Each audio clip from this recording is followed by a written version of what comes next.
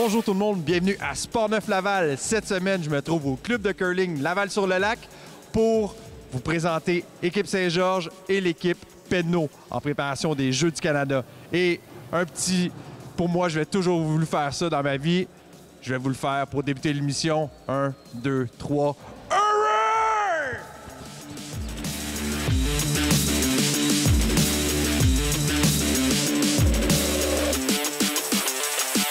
Alors, je suis maintenant avec l'équipe de Laval-sur-le-Lac en processus pour les Jeux du Canada.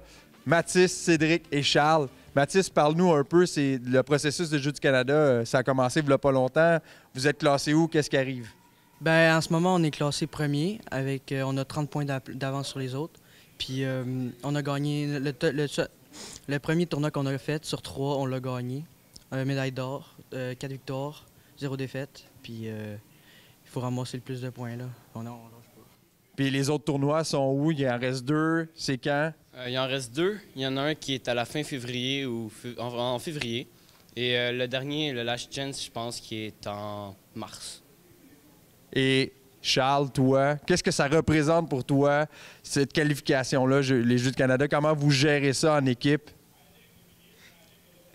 En équipe, c'est sûr qu'on supporte moralement. Là. Cédric, toi? C'est vrai qu'on se supporte moralement, mais aussi physiquement, parce que des fois, il y a des personnes qui sont comme en down d'énergie. Il faut les rebooster pour pouvoir essayer de gagner les games. C'est sûr que le processus il est quand même long. Ça prend quand même 1 an tout le faire, mais c'est ça.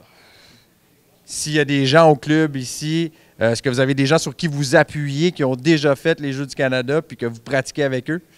Cédric? Oui. Il y a 2 dimanches de suite qu'on pratique avec justement l'équipe d'Antoine Provencher qui s'est rendu eux aussi il y a 4 ans aux Jeux du Canada. Il avait représenté le Québec, qui avait gagné sur 16 équipes la place pour aller représenter le Québec aux Jeux du Canada. Fait que c'est sûr que c'est un bon exemple à suivre. Et pratiquer avec eux le dimanche, c'est sûr qu'on est très, très fiers. Puis il y a beaucoup de trucs stratégiques parce que ça fait plus longtemps qu'ils jouent que nous au curling. Alors c'est sûr qu'ils ont plus de facilité à savoir qu'est-ce qu'ils font dans la maison et tout. Mais surtout, moralement, ils nous disent de rester focus, même si on perd par un grand nombre de points ou si on mène, de ne pas s'asseoir sur nos lauriers. C'est sûr qu'une équipe comme ça peut juste nous aider, ça ne peut pas vraiment nous nuire. Là. Toi, tu t'en vas aux Jeux du Canada. Qu'est-ce qui va faire en sorte que qu'est-ce que tu dois améliorer dans l'année qui suit vers les Jeux du Canada pour être capable d'arriver aux Jeux du Canada prêt? Qu'est-ce que Mathis, Cédric et Charles, qu'est-ce que vous devez chacun à votre tour et qu'est-ce que vous devez améliorer? Par rapport au curling? Certainement pas par rapport au bowling. Sur notre technique et notre technique, mais surtout comment on arrive psychologiquement au game. Cédric, toi, qu'est-ce que tu auras amélioré vers les Jeux du Canada? Ou même présentement? Il n'y a pas juste moi, mais toute l'équipe, il faut qu'on améliore notre attitude. Souvent, quand on perd, ça se met à mal aller, puis l'attitude est souvent mauvaise, négative dans l'équipe. Et c'est sûr que c'est ça qu'il faut améliorer, qui est primordial avant de se rendre jusqu'à Red Deer en Alberta. Et Charles? Moi, ce serait plus physique.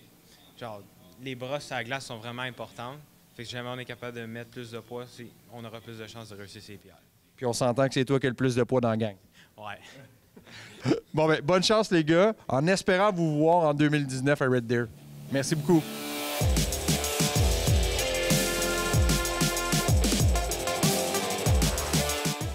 Je suis maintenant avec Marc Pedneau, l'entraîneur des garçons pour la sélection des Jeux du Canada. Marc, parle-nous un peu comment tu les entraînes vers les Jeux du Canada. On a commencé ça il y a 3 ans avec les garçons qu'on a formés au préalable là, pour les Jeux du Québec. On a commencé par 1 pratique par semaine, après ça 2 pratiques. On essaye de monter à 3 pratiques, mais c'est difficile parce que les garçons ils sont de Laval et les environs. Donc, de tout se rapatrier ici, puis les temps de glace sont limités aussi. Donc, on essaie de faire pour le mieux, puis aussi, on essaie j'ai un mentor qui m'aide, dont André Desrivières, qui est allé aux Jeux du Canada aussi il y a 4 ans, lors des derniers Jeux. Puis, c'était une ressource là, inestimable. Puis aussi, on a des camps qui sont préparés puis, par Curling Québec, notre fédération. dans le but d'améliorer puis d'évaluer les garçons puis les préparer à une meilleure performance. Là. Autre que le curling, évidemment, là, vous avez le Curling Québec qui vous aide. Toi, tu as un mentor. C'est quoi les autres choses avec qui vous travaillez, des services périphériques? Est-ce que vous travaillez avec des préparateurs physiques, préparateurs mentaux?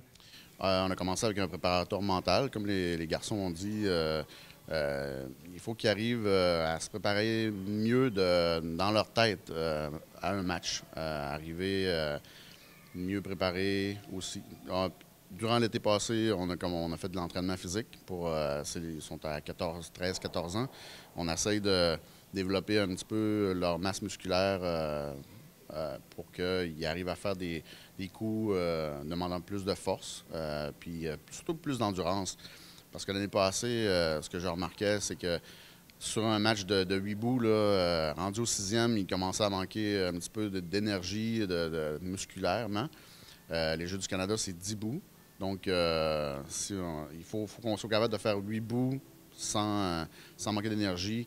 Et le 2 bouts supplémentaires aux Jeux du Canada, c'est seulement une demi-heure, mais c'est énorme là, musculairement, physiquement. Pour l'avoir déjà fait, là, je ne suis jamais allé aux Jeux du Canada, mais j'ai déjà fait des 10 bouts. C'est très exigeant. Fait que la préparation physique, on en a fait durant l'été, puis on va recommencer là, incessamment là, prochainement. Et c'est pas mal ça comme périphérique. Là, pour tout de suite. La nutrition aussi. Les jeunes, ils sont très fast-food. Fait que quand il faut jouer un petit peu à la police là, dans les restaurants pour savoir qu'est-ce qu'on peut manger et tout ça. Puis quand on a déjà eu une conférence sur la nutrition, puis ça avait vraiment beaucoup conscientisé les garçons. Puis moi aussi, sur ce qu'on pouvait manger, mettons, 3 heures, 2 heures, 1 heure avant un match. Puis ça l'avait grandement aidé tout le monde là, à faire ça. Là. Fait que c'est ça qu'on a actuellement là, comme entourage. Puis maintenant, on voit beaucoup au curling. On voit présentement à la télévision, il y a les sélections olympiques. Les commanditaires sont assez présents dans le monde du curling. Peut-être pas un peu moins dans le monde du curling au Québec. Ici, votre équipe est supportée par qui? On fait des campagnes de financement. On n'a pas de commanditaire officiel. Il y a des organismes là, comme Sport Laval qui nous supportent aussi, mais on n'a pas de commanditaire là, vraiment attitré. C'est tous les parents qui financent. Là. C'est un appel à tous. Là. Oui. Ouais. Là, on est en pleine campagne là, pour les tourtières. On vend des tourtières. C'est ça qu'on fait de ce temps-là. L'année passée, on en a vendu 200 tourtières de 3 kilos. Donc, c'est ce qui finance là, un petit peu notre équipe, puis qui paye aussi les tournois, puis tout ça. Là. Fait que c'est les différentes campagnes de financement qui font ça. Là. On n'a pas de commanditaire officiel. Bien, merci beaucoup, puis bonne chance dans le processus, puis en espérant vous voir à Red Deer. Merci, Marc.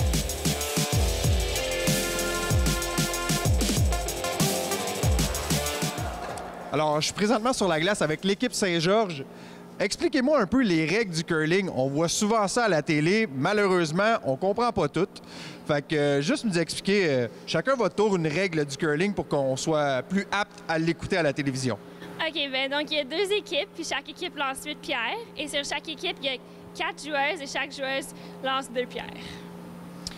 Dans le fond, le but du jeu, c'est vraiment d'avoir comme ses pierres nos pierres, en fait, le plus proche possible du centre. Des fois, il faut jouer différents coups pour enlever soit les pierres de l'autre équipe ou pour placer nos pierres le plus proche possible du centre. Là.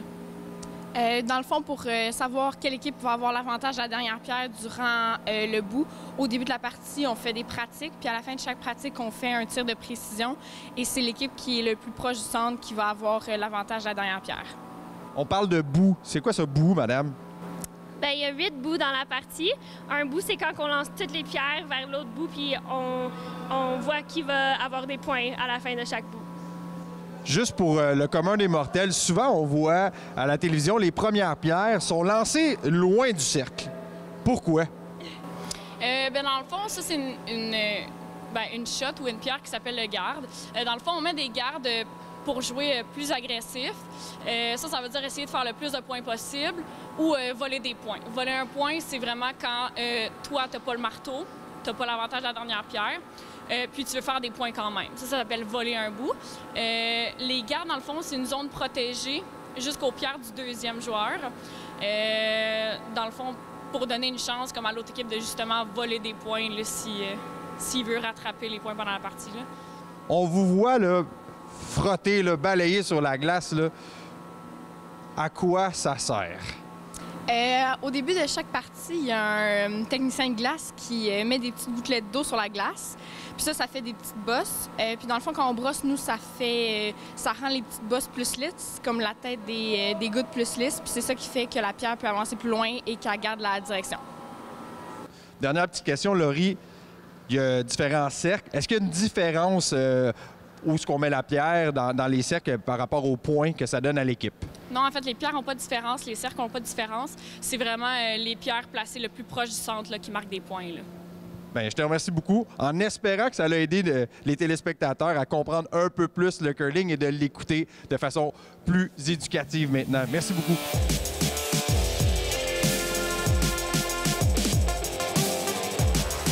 Je suis avec Cynthia Saint-Georges. Cynthia, bienvenue à Sportneuf-Laval.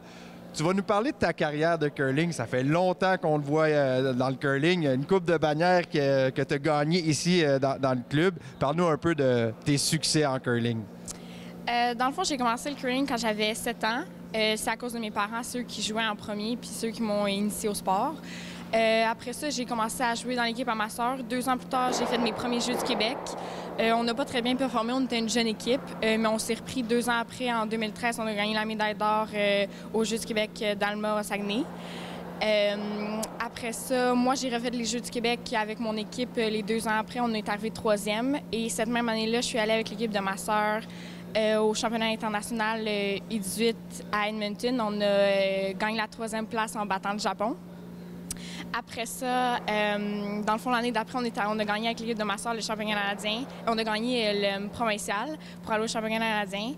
Puis on a fini 5e, égalité avec l'Alberta. L'autre année d'après, on a essayé de se qualifier encore pour notre provincial. On n'a pas réussi. Mais cette année, on revient en force et on espère gagner pour aller au championnat canadien et bien performer. Comme tu as dit, tu performes dans 2 équipes. Cette année, évidemment, tu as deux gros objectifs. Tu l'as dit, bon, un, aller au championnat canadien avec l'équipe de ta sœur, ce qui veut dire une catégorie un peu plus vieille. Mais dans ta catégorie, tu essaies de te qualifier pour aller aux Jeux du Canada. Parle-nous un peu du processus présentement vers les Jeux du Canada. Dans le fond, le processus, il y a des camps d'entraînement où on se fait montrer par des instructeurs un peu la technique. Il y a aussi des évaluations physiques. Il y a des professionnels, dans le fond, techniques qui viennent aussi durant leurs heures payées pour venir nous aider, dans le fond, dans notre alignement, puis pour nous aider à mieux performer. Donc, on a beaucoup de soutien, puis c'est quand même un processus ardu. Il y a aussi des tournois de qualification qu'on doit faire pour se qualifier pour la grande finale. Donc, jusqu'à maintenant, on a gagné le premier tournoi de qualification avec mon équipe qui était à Grand-Mère. Donc, ça augure bien. Puis, parle-nous un peu. Bon, évidemment, tu as 2 objectifs indépendants. Comment tu fais pour gérer ça au niveau du stress, au niveau de ta préparation mentale? Qu'est-ce que tu fais là-dedans? Je travaille avec un préparateur mental, Jean-François Ménard. Qu'on a reçu la semaine passée. Oui, c'est parfait. Dans le fond, on travaille beaucoup à justement gérer mon stress, gérer le curling versus l'école. Aussi le curling qui est avec ma soeur, mon père, versus moi qui est tout seul dans mon équipe. Donc, c'est beaucoup de travail de respiration et de gérer son stress. Donc, on essaie de pouvoir gérer tous ces aspects-là en travaillant acharnément. Parlant de respiration et de gérer, parce que c'est ton père aussi, tu l'as dit, ton père est quand même l'entraîneur des 2 équipes. Fait que ton père est tout le temps là. Alors, comment qu'on fait pour gérer que le papa soit l'entraîneur en plus? J'ai toujours eu une très bonne relation avec mon père. Je lui cache rien. Je lui dis tout. Quand ça va pas, j'ai pas de gêne à lui dire. Donc, on a quand même une belle complicité. Donc, c'est facile de, si jamais je me sens pas bien, si jamais ça fait trop, on a déjà annulé un tournoi parce que là, des fois, quand ça fait depuis le début de l'année, c'est chaque fin de semaine, des fois, ça devient juste trop. Fait qu'on a quand même des discussions ouvertes, puis ça nous permet qu'on peut juste s'améliorer dans notre vie familiale et dans les sports. Le père, oui, mais la sœur, comment qu'on deal avec la grande sœur dans la même équipe? On fait beaucoup de respiration. Valérie, elle a toujours eu un caractère un petit peu plus expressif que le mien. Donc, moi, c'est plus facile pour moi de dire... des fois, je lui laisse un petit peu ses moments. Puis je sais, on a appris maintenant avec le temps comment on fait pour... Quand ça va pas, on se le dit tout de suite, sinon ça traîne pendant longtemps, puis on veut pas ça. Donc, on a appris, justement, avec Jean-François Ménard, on a appris à conjoindre les deux. Donc, pour l'instant, ça marche très bien. Bien, merci beaucoup, puis bonne chance pour tes 2 objectifs, en espérant que tu les réalises tous les 2. Merci beaucoup, Cynthia. Merci.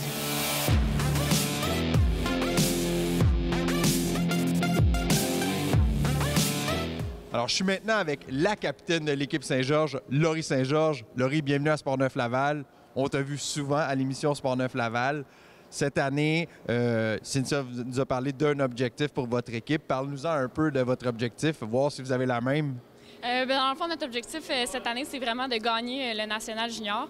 Le provincial n'est pas encore passé, mais on compte donner de notre mieux, gagner le provincial, représenter le Québec à Trois-Rivières, à Grand-Mère en fait, pour le national. Cette année, dans le fond, on a vraiment commencé en force. On est allé dans l'Ouest, à Edmonton, faire un tournoi il n'y a pas longtemps. Puis c'est vraiment des forces du curling là-bas qu'il y a. Puis, écoute, on a été invaincus dans notre tournoi là-bas. Fait que je pense que notre objectif, c'est définitivement de gagner le national, de représenter le Canada au Mondial junior. Tu l'as dit, tu en as parlé un peu tantôt, pas hors ronde. L'année passée, vous ne vous êtes pas qualifié. C'est quoi cette année que vous allez faire comme changement pour être sûr au moins d'être qualifié pour aller au championnat canadien? En fait, les changements, on en a déjà appliqué quelques-uns. C'est sûr que l'année passée, on avait beaucoup d'attentes. On ne voulait pas se mettre de pression, mais en quelque sorte, je pense qu'on s'en est mis un peu aussi... sans le vouloir. On n'était peut-être pas autant préparés au niveau des pratiques. On a fait beaucoup de tournois. Puis je pense qu'on a vraiment eu notre pic, si je peux dire ça comme ça, de performance au mauvais endroit, dans le fond. Puis quand on est arrivé au provincial, ça a comme mal été. Je sais pas, on manquait, je pense, un peu de pratique. On avait fait beaucoup de tournois, beaucoup d'expérience qui nous a servi pour cette année, surtout en femmes. Mais la pratique, c'est vraiment la clé là, de la réussite. Parlant de pratique, combien de fois par semaine vous êtes ici et hors glace, évidemment? Ça fait combien d'entraînements par semaine? Mais en fait, c'est sûr que l'été, on a beaucoup d'entraînements plus physiques. Pendant la saison, c'est plus du maintien. C'est sûr qu'on continue à s'entraîner dans un gym physiquement. On s'entraîne aussi mentalement, il faut le rappeler. Sinon, sur glace, dans le fond, on a les pratiques le mardi, le jeudi, le dimanche. C'est sûr qu'on fait quand même beaucoup de tournois encore quand même, donc la fin de semaine, c'est plus occupé par des parties. Sinon, on joue dans la ligue, on essaie vraiment de lancer le plus de pierres possible là, pour pratiquer nos shots. Tantôt, Cynthia nous a parlé que vous travaillez avec un préparateur mental. Qu'est-ce que ça t'a apporté, toi, en tant que personne, de travailler avec un Jean-François Ménard? Ça m'a apporté beaucoup de positifs. Avant, je le cache pas parce que je pense que ça peut aider d'autres athlètes. J'étais une fille plutôt négative sur les glaces. Je me fâchais beaucoup. Je voulais sortir quand ça faisait pas mon affaire, puis j'étais bougon. J'approuve. Je l'ai déjà vu. Puis maintenant, honnêtement, je suis super posée. Oui, je suis une fille intense dans la vie. Tout le monde aime ça gagner. J'aime ça gagner aussi. J'aime ça bien performer. Mais vraiment, là, c'est mon positivisme. Je suis rendue une femme plus calme, plus posée, plus positive. J'encourage mes joueuses. Ma troisième, Émilie, qui est là, Cynthia lance les pierres de troisième. Émilie vient avec moi dans la maison pour caler les pierres. Puis elle m'aide beaucoup aussi à me calmer après une pierre. Puis on s'en parle en équipe de ce qu'on aime, de ce qu'on n'aime pas quand ça va mal. Donc, c'est ça. T'es rendu plus mature, en fin de compte. C'est exactement ça. Bien, merci beaucoup, puis bonne chance pour votre objectif cette année. Puis je pense que vous faites assez les efforts pour réussir. J'ai confiance en vous. Bravo, Laurie. Merci.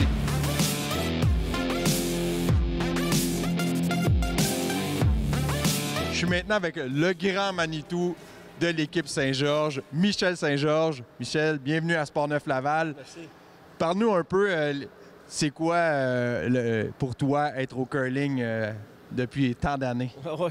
Ben, je te dirais que c'est pratiquement une deuxième maison. Si c'est pas la principale, parce que je pense que je fais plus au curling que ce que je fais à la maison.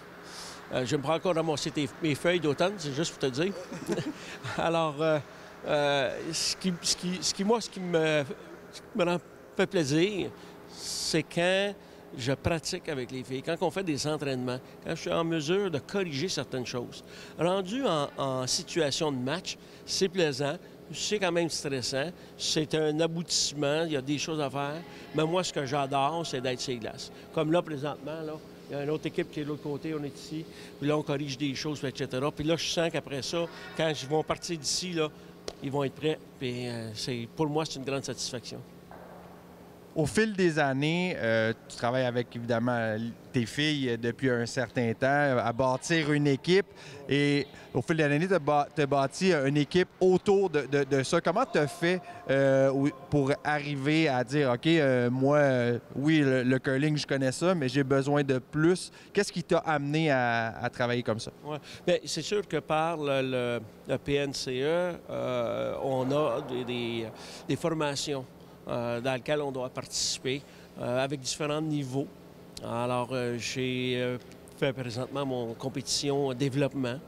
Par la suite, bien sûr, il y a d'autres formations aussi qui existent. Puis avec l'aide, exemple, d'Excellence pour Laval, j'ai pu passer plus que d'une journée, en fait, beaucoup de temps avec Earl Morris, qui est la sommité, le coach des coachs au Canada, pour pas dire au niveau mondial. Et puis à partir de là, mais là, je suis capable d'aller chercher réellement une pensée, une philosophie, une approche, des choses tactiques, des choses techniques, parce que c'est une Bible, et ça en très peu de temps. Puis c'est ce qui fait qu'à un moment donné, avec l'expérience, en parlant avec les autres entraîneurs, en prenant soi-même de l'expérience, puis on est humain, hein? Alors, moi, je suis sûr que mes joueurs, je pense que j'ai raison la plupart du temps. Mais moi, je le sais quand je me trompe. Au moins, tu as cette humilité-là. Évidemment, tu parles de curling, mais vous avez aussi greffé des préparateurs physiques à préparation mentale. Qu'est-ce qui t'a amené à faire appel à ces services-là? Bien, c'est comme dans n'importe quel sport. On ne peut pas passer à côté. Ce sont des athlètes. C'est un sport olympique. Il faut être en forme. C'est pas nécessairement les mêmes entraînements que d'autres sports, mais qu'il y a quand même des entraînements qui doivent être faits. On fait beaucoup d'entraînements pendant l'été pour aller chercher, exemple, de l'impulsion lorsqu'ils sortent des blocs de départ, pour aller chercher une force musculaire lors du brossage. Beaucoup d'entraînements en aérobie, par exemple. On va également... La nutrition, les filles sont réellement, moi, j'en suis pas le meilleur exemple, mais elles, là, tu les avais vues, là, ils sont shape, ils savent comment se nourrir entre les compétitions, quoi manger, quoi ne pas manger, etc., etc. On a parlé de préparateur mental, que ce soit en groupe, que ce soit individuellement. Moi-même, j'ai des séances avec le préparateur mental parce que j'ai un impact à la partie. Je fais partie intégrale de l'équipe. Donc, ce sont tous ces professionnels, physiothérapeutes, massothérapeutes, ostéopathie. Après les compétitions, au nombre de compétitions qu'elles font, à un moment donné, il faut que le corps soit capable de se régénérer, soit capable d'être prêt à affronter multiples compétitions, multiples parties dans un laps de temps relativement court. Alors, ça prend une équipe qui gravite autour de ces athlètes-là. Puis ça, c'est vrai dans tous les sports élites. Puis le curling passe pas à côté. On le voit un peu, le curling quand même présentement, on voit à la télévision les sélections olympiques. On voit quand même qu'il y a beaucoup de commanditaires pour un sport, mais on voit qu'il y a quand même une certaine différence entre le curling au Québec et le curling au niveau anglais. C'est quoi pourquoi on n'attire pas autant de monde? À l'origine, c'est un sport écossais. Donc, qui a été amené au Canada par justement les anglophones qui venaient ici, que ce soit via les papetières, via les minières, via les sables bitumineux, etc. Il faut quand même dire que le curling est le deuxième sport d'hiver le plus pratiqué au Canada, après le hockey. D'ailleurs, avec ce qui se passe présentement au niveau des joueurs de la Ligue nationale qui ne feront pas partie du hockey olympique, puis la Russie on vient d'apprendre qui ne sera pas là non plus, vous allez voir que les cotes d'écoute au niveau du curling vont être extraordinaires parce que le Canada est au curling ce que le Canada et au hockey. Même chose. De notre côté, il y a des fiefs forts. Je parlais tantôt des papetières, donc Trois-Rivières, donc à Dolbeau. Je parlais des Limières, en Abitibi-Témiscamingue, Québec au niveau papetière. Alors, il y a quand même des fiefs forts dans l'Estrie. Dans la grande région de Montréal, il y a quand même de bons clubs, spécialement dans l'Ouest, mais ça gagne en popularité parce que c'est un sport qui est peu dispendieux, c'est un sport qui est social, c'est un sport où on peut s'amuser sans être nécessairement une élite, mais du moment qu'on y goûte, on lâche pas. On a vu quand même au fil des années, tu parlais de la shape des filles et on regardait le curling il y a 20 ans, même au niveau masculin et au niveau féminin, il y a quand même une très grande différence avec ce qu'on voit maintenant aujourd'hui. Qu'est-ce qui a amené ça dans votre monde du curling au niveau international? Je pense que c'est au niveau, lorsque le sport a été intégré dans les Jeux olympiques, que ceux qui étaient là ont côtoyé d'autres athlètes. Et puis, ils se sont aperçus aussi qu'à un moment donné, il y a eu une nouvelle vague de jeunesse qui a fait en sorte qu'à un moment donné, il y a eu un éveil. Dans les premiers aussi qu'on a vu beaucoup, l'équipe Jacobs de Sault-Sainte-Marie, qui sont finalement des athlètes là, qui s'entraînent excessivement fort. Puis, à un moment donné, ça s'est emmené au niveau des femmes. Même chose. On les a côtoyés dimanche passé. Vous devriez voir, ces gens-là s'entraînent à longueur d'année, à longueur de semaine. Malheureusement, tout comme nous, il manque de temps. Souvent, trop de compétition, parce que tu parlais de commanditaire tantôt. Qui dit commanditaire dit on doit représenter le commanditaire, donc on doit participer à certains événements, certaines compétitions. Et à partir de là, on commence à couper dans le temps de pratique. C'est là que ça devient plus difficile. Parlant de commanditaire, vous avez quand même un commanditaire officiel. On peut quand même le nommer. Il faut juste en parler. Qu'est-ce que ça vous a apporté de plus dans votre équipe? Non seulement, on a WFG, on a Brosse Performance également, mais on a Sport Laval via Excellence Sport Laval qui nous aide beaucoup. Ce que ça fait, je donne un exemple, dans notre préparation, il y a 2 semaines, on était en mesure de prendre l'avion, aller dans un très gros tournoi à Edmonton pour aller voir finalement compétitionner avec des équipes de l'Ouest, l'Alberta qui est le fief fort du curling au Canada, et puis revenir de là avec la première position, on est revenu et battu. Donc, dans notre progression, ça nous a indiqué qu'on était rendu là contre ces équipes-là avec leur style de jeu. Ça permet également, il ne faut pas oublier que ces athlètes-là vont à l'école. Donc, si j'ai une compétition à, exemple, St. Thomas, dans l'ouest de l'Ontario, où ce que ça prend une journée de voyagement, normalement en auto, pour aller, une journée de revenir, bien, c'est 2 jours d'études où on ne fait même pas de compétition, on ne fait pas d'entraînement. Si je suis en mesure de prendre l'avion, bien, à partir de là, je viens de donner 2 jours d'études de plus à 4 compétitrices. Et ça, à la fin de l'année, au nombre de compétitions qu'on fait, ça devient énorme. Alors, ça fait toute la différence. Pourquoi? Parce que les études demeurent une priorité, que ce soit pour elles, que ce soit pour moi, que ce soit pour les parents, puis ça, on n'en dément pas. Bien, merci beaucoup, Michel. Moi, de mon humble avis, je te remercie beaucoup de ce que tu apportes à Excellence Sport Laval, parce que si tous les entraîneurs suivaient leurs athlètes comme que tu le fais et seraient aux aguets de tout ce qui se passe, on aurait des meilleurs athlètes et on aurait des meilleurs coachs. Alors, merci beaucoup. Tu es un exemple pour moi. Fait que merci beaucoup, Michel. Hey, merci.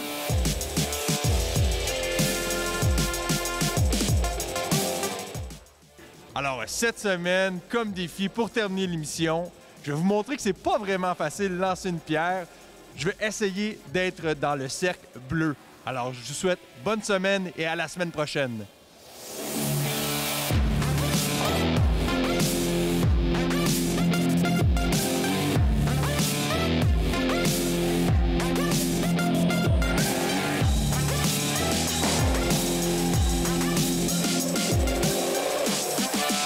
C'est manqué. Bonne semaine tout le monde.